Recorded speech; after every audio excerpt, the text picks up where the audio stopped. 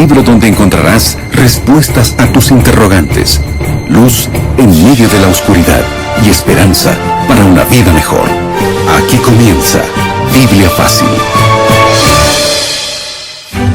Bienvenido, está comenzando un nuevo episodio, un nuevo capítulo de Biblia Fácil. Y qué alegría poder siempre acompañarte en este momento y como siempre con Biblia en mano para juntos estudiar la Biblia.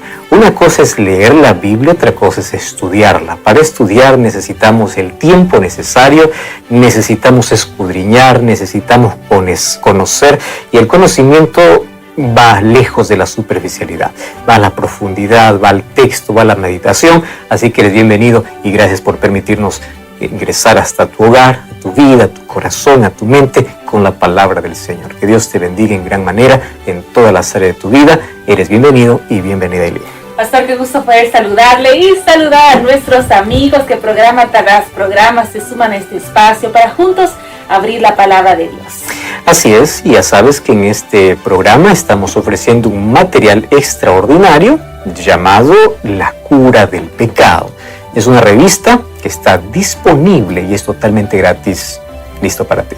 Así es, Pastor Joel, amigos, este material que yo tengo aquí en mis manos titulado La Cura del Pecado es el material que estamos estudiando, desarrollando en esta temporada aquí en Biblia Fácil, así que tú puedes tener este material en tus manos y acompañar cada uno de los programas, temática a temática, así que puedes solicitar este material que está a tu disposición de forma totalmente gratuita. Pastor Joel, ¿cómo nuestros amigos pueden obtenerlo? Es muy simple, todo lo que tienes que hacer es ingresar ahora a WhatsApp y enviarnos un mensaje a este número, más 5512 9810 1460, o también puedes ingresar a estudielabiblia.com. Allí tú puedes ver este y otros materiales que sin duda te van a ayudar a fortalecer tu relación con Dios. Es totalmente gratis. Ingresa a estudielabiblia.com o envíanos un mensaje al más 5512 9810 1460. Allí puedes decir: estoy acompañando el programa de Biblia Fácil y quiero el curso bíblico La Cura del Pecado. Hablar acerca de Jesús, muchas personas pueden hasta negar la existencia de Jesús o que Jesús en algún momento fue un personaje que sí estuvo aquí en la tierra. Ahora, qué interesante es que para la mayoría Jesús fue apenas un personaje histórico, mientras que para los cristianos Jesús es el Dios encarnado. Ahora, es interesante que hay muchas personas incluso que se atreven a negar la existencia de Jesús. Sin embargo, si es un investigador serio, va a recorrer a las fuentes primarias, a la historia y a la verdad. La historia no se puede cuestionar y la historia revela que Jesús sí estuvo en la tierra. Hay innumerables evidencias, además de textos bíblicos, hay textos extrabíblicos que comprueban la trascendencia, la trayectoria de Jesús. Varios eruditos cristianos y no cristianos escribieron sobre él. Por ejemplo, Talus, él vivió en el año 52 después de Cristo, estamos hablando del primer siglo. Él fue un historiador de ese primer siglo y uno de los primeros en escribir sobre la muerte de Jesús, no según el cristianismo, sino como un documento histórico. Entonces, al hablar, por ejemplo, de la oscuridad que ocurrió cuando Jesús murió, él simplemente lo llamó como un eclipse inexplicable. Sin embargo, él es un historiador, no cristiano. Otro escritor sirio conocido como Mara Bar Serapion, él es considerado una de las referencias no judías y es más, no cristianas que hablan sobre Jesús. Allí en la segunda mitad del siglo I, él escribió desde la cárcel una carta para su hijo en la cual mencionaba la muerte de Jesús. Estamos hablando de historiadores no cristianos. Otro que es renombrado historiador, respetado dentro del mundo académico es Flavio Josefo. Flavio Josefo fue un judío que vivió entre el año 37 y 97 después de Cristo. Entonces, él fue el consejero del general romano Vespasiano, que luego se convirtió en el emperador de Roma. Y obviamente que la arqueología ha comprobado que la historia que Josefo escribía, pues era tan real. Y él se convierte en un escritor no cristiano, obviamente no era cristiano, que habla sobre la historicidad de Jesús. Otro historiador, por ejemplo, es Tácito, que vivió entre el año 55 y 120 después de Cristo, estamos hablando todo del primer siglo. Él es conocido como el mayor historiador de la antigua Roma y él escribió acerca de Christus o Cristo, finalmente que sufrió la pena durante el reinado de Tiberio en manos de Poncio Pilato. Estamos hablando de documentos extra bíblicos. No hay dudas, obviamente, que Jesús es un personaje que por la historia está comprobada su existencia. Sin embargo, la pregunta es, ¿cómo puedo saber que un personaje histórico, que es valorado por los historiadores, puede ser realmente Dios? Hay una evidencia. Y es que en la Biblia yo encuentro que 500, 600 o 1500 años de su nacimiento ya habían profecías que hablaban de quién era aquel que iba a venir como Salvador. Todas las profecías apuntaban ¿a quién? A Cristo. Y si las profecías apuntan a Cristo, me da dos cosas. Número uno, la Biblia es verdadera, que se adelanta y nos muestra el futuro. Y número dos, Jesús es Dios, porque si la Biblia es palabra de Dios, mostraba a Cristo como el Salvador o al Dios encarnado. Y hoy queremos ver algunas de esas profecías que anunciaban el nacimiento de Jesús. Antes de abrir la Biblia, ora conmigo. Gracias, Señor, por tu palabra, y hoy queremos una vez más abrir tu palabra para que puedas iluminar nuestra mente, que puedas guiarnos y hoy podamos conocer un poco más acerca de nuestro Salvador. Danos tu bendición, tu Santo Espíritu nos guíe en el nombre de Jesús. Amén. 7 respuestas a 7 preguntas en 7 minutos. Amigos, estamos listos para poder comenzar a desarrollar el tema del día de hoy. Por cierto, ya el tercer tema de esta serie de estudios en esta temporada aquí en Biblia Fácil. El título del tema del día de hoy es Un Salvador Prometido. Y sí, vamos a conocer un poco más sobre Jesús, sobre la figura de Jesús. Y cuando hablamos de Jesús, existen tantos debates, tantas dudas. Y qué bueno, porque vamos conociendo así un poco más sobre la magnífica figura de Jesucristo. Cuando vamos a hablar del nacimiento de Jesús, ese Jesús que dejó el cielo, la gloria del cielo y vino a este mundo como un simple bebé. Cuando hablamos del nacimiento, Pastor Joel, existen muchos debates dentro del mundo religioso sobre qué fecha realmente nació Jesús. No nació en diciembre, que sí, que no.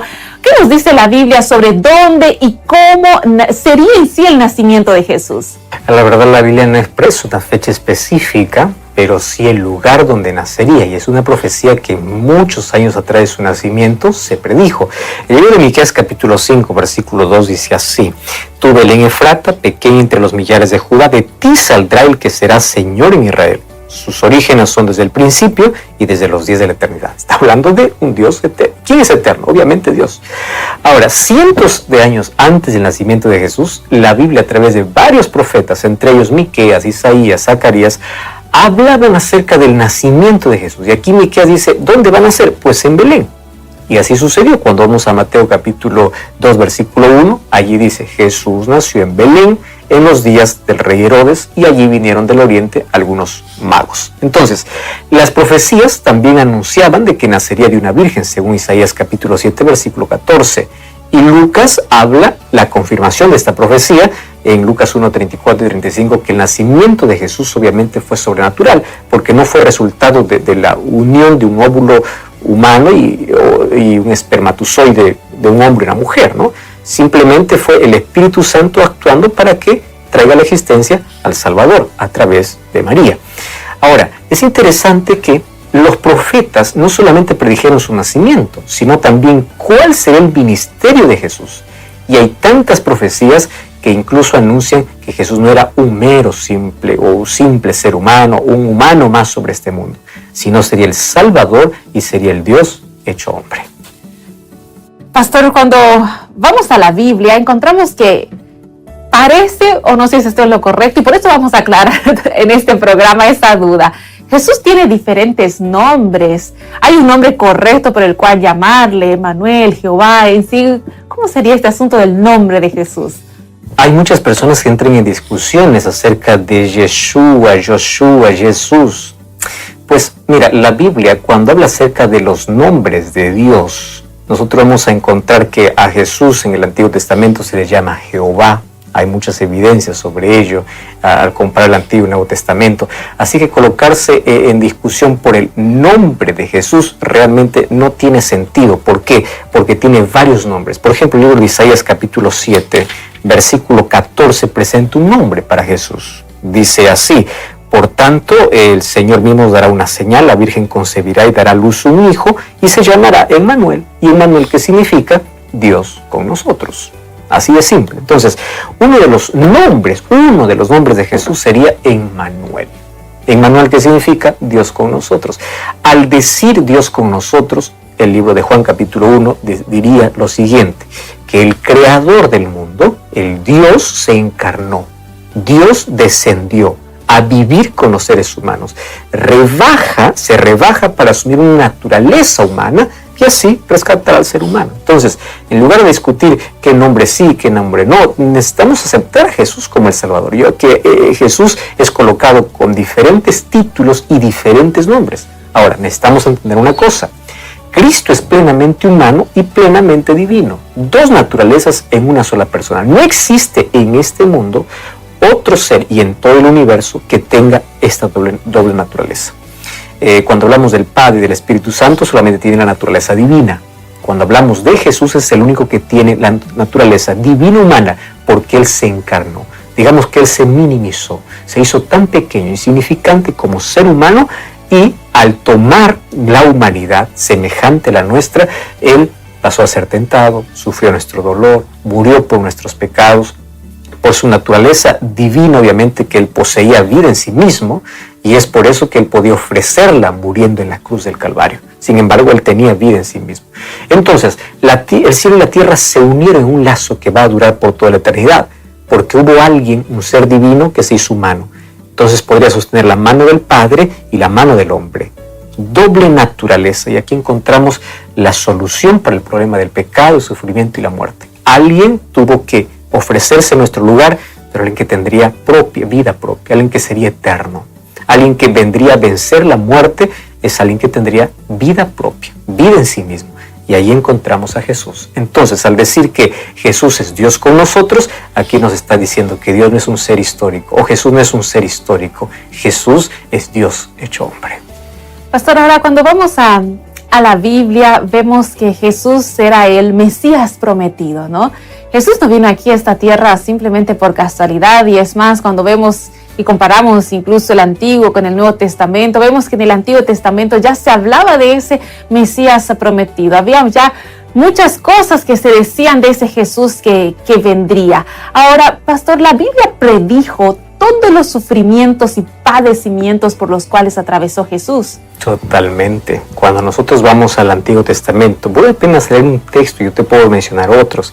El libro de Salmos capítulo 41, versículo 9 dice así: hasta mi amigo íntimo en quien yo confiaba, el que comía de mi pan, alzó contra mí su talón. Está hablando acerca justamente de la traición de Judas allí para con Jesús. Y cuando vamos a Zacarías 11:2, Isaías 56, Salmos 22:6, habla sobre todos los acontecimientos que sucederían en la muerte de Jesús. Ahora, es interesante, cientos de años antes del nacimiento de Jesús, ya la Biblia dice que sería traicionado. El texto que leímos, Salmo 41:9. Y esto se cumplió obviamente en Mateo 26:15 y 27:3 y 9. Uno de sus discípulos, a quien Jesús mismo luego lo va a llamar amigo, a quien vienes, fue quien lo traicionó. Isaías también profetizó que sería herido en la espalda, en el rostro, que sería escupido, que sería insultado. Y esto se cumplió, Mateo 27, 26 al 30. Cuando vamos a Isaías capítulo 56 o Isaías 63, vemos el sufrimiento de Jesús. En el libro de Salmos capítulo 22, versículo 16, también menciona cómo es que Jesús moriría. Y allí Salmos 22, 16 dice que con las manos y los pies traspasados, es decir, Jesús sería crucificado. Y esta profecía se cumplió en Mateo 27, 26 y 35. O sea, todo lo que se profetizaba sobre Jesús, finalmente se cumplió exactamente. Además, Isaías capítulo 53 decía que Jesús tendría que ser despreciado, desechado, varón de dolores, experimentado en sufrimiento. Todo se cumplió perfectamente. Otra vez voy a repetir, esto me da la evidencia más clara que la Biblia es la palabra de Dios, porque se adelanta totalmente al futuro, y quien conoce el futuro es Dios. Y número 2, me señala que Jesús no era un ser humano más, era Dios hecho hombre. Pastor, ahora cuando vemos en sí la historia de la vida de Jesús, ¿cómo no conmoverse al ir viendo que Jesús dejó la gloria del cielo para venir a este mundo insignificante en medio del universo? Es más, venir como un simple bebé indefenso. Pastor, muchos se preguntan, ¿no? ¿Por qué realmente vino Jesús? ¿Será que fue un plan de emergencia de último momento que se dio en el cielo? ¿Será que ya era algo planificado? ¿Será que el propio Jesús se voluntarió o Dios le designó esta tarea? ¿Por qué en sí vino Jesús a esta tierra? El plan de salvación estaba diseñado incluso antes de la creación del ser humano. Allí en la eternidad, antes que se diga haya luz, en la creación ya se dijo haya cruz si es que el ser humano cae. ¿Qué significa eso? El pecado no tomó de sorpresa a Dios. Dios ya coloca la solución antes del problema incluso. Entonces, el plan consistía en crear al ser humano a imagen y semejanza de Dios. Bueno, pero también consistía en darle libre albedrío. Y ese libre albedrío que le llevaría probablemente a elegir mal, equivocadamente, porque en eso se basa la libertad. No se basa en programar, se basa en dejarle para que voluntariamente pueda tomar una decisión. Cuando el pecado entró, ya existía un plan de salvación. El libro de Apocalipsis va a decir que existía antes de la fundación del mundo, y el libro de Juan capítulo 3 versículo 16 diría: porque de tal manera amó Dios al mundo que dio a su Hijo unigénito para que todo aquel que en él cree no se pierda, mas tenga vida eterna. Nadie obligó a Jesús a venir a este mundo. Él mismo se ofreció, y él como creador del hombre. Cuando hablamos de Jesús como creador, estamos hablando que aquel que diseñó al ser humano es el mismo que dijo: si este cae, yo voy a ocupar o voy a tomar su lugar. Entonces Jesús vino a este mundo para salvarnos de la consecuencia eterna del pecado. Porque finalmente, después de la transgresión de Adán y Eva, todos nosotros, por la naturaleza pecaminosa que tenemos, somos transgresores de la ley de Dios. Cristo vino para poder pagar la condenación, murió en nuestro lugar. Entonces el justo muere por el injusto para que el justo entregue su justicia al que es injusto. El inocente muere por el culpable, el fiel por el infiel, el puro por el impuro. De esa manera, la salvación es solo por gracia, no por méritos, no por algo que yo haga, sino por lo que Cristo hizo y cuánto le permito que Él haga en mi vida.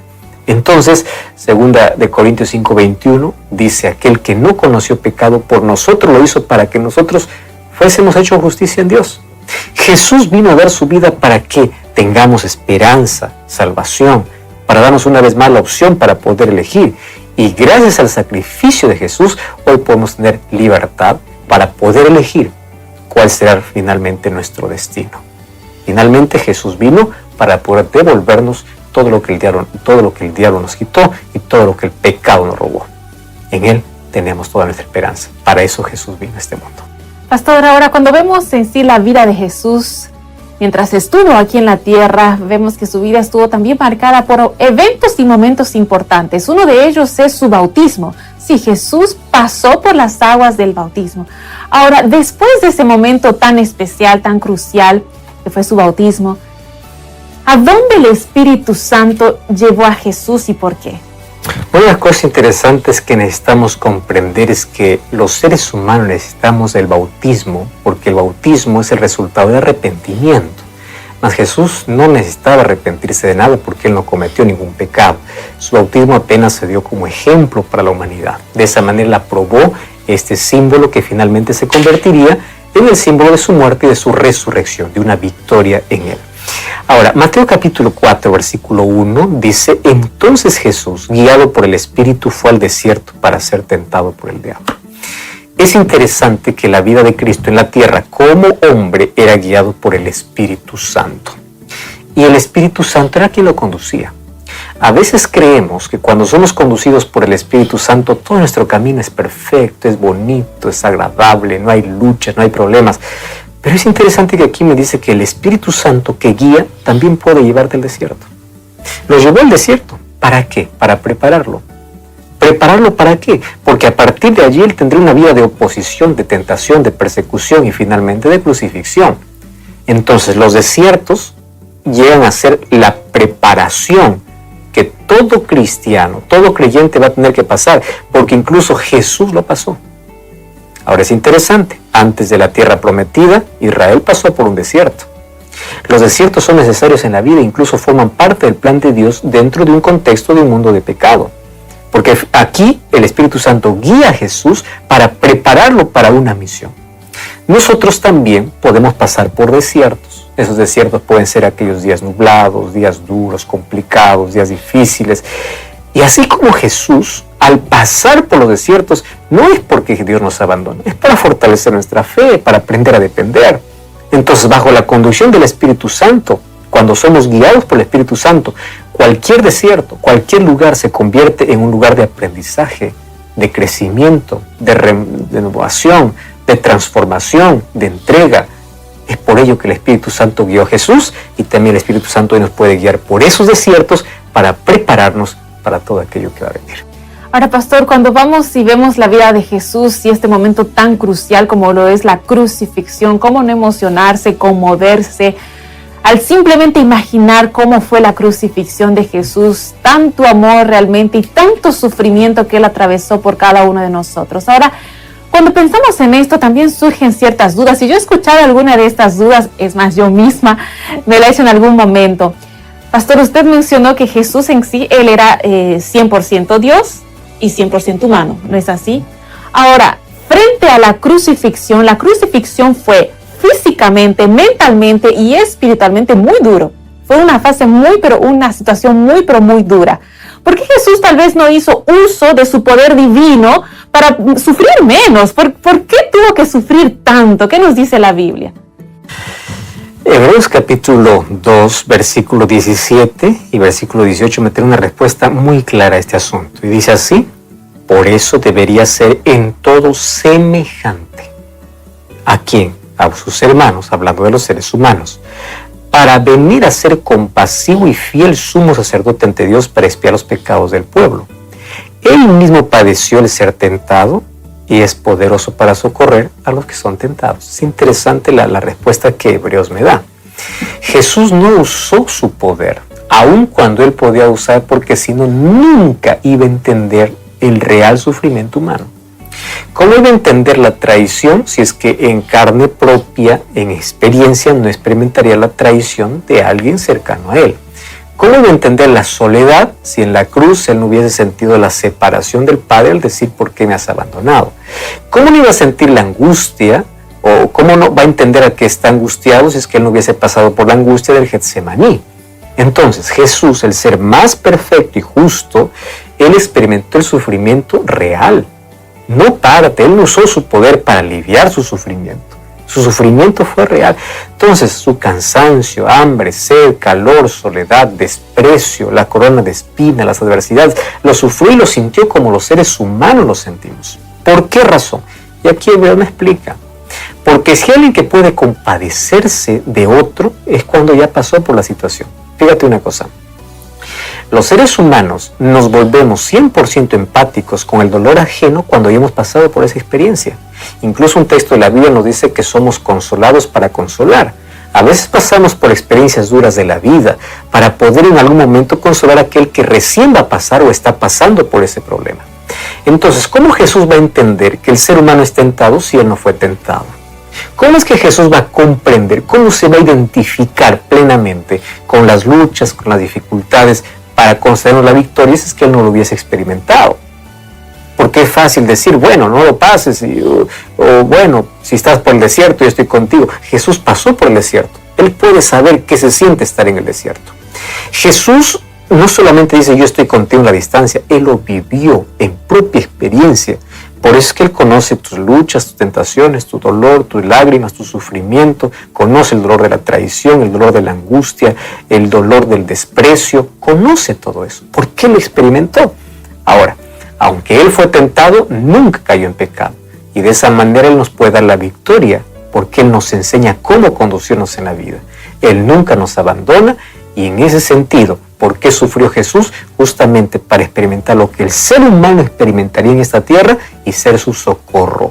Ser alguien que puede identificarse, empatizar totalmente con el ser humano en su dolor porque Él mismo lo experimentó. en carne propia.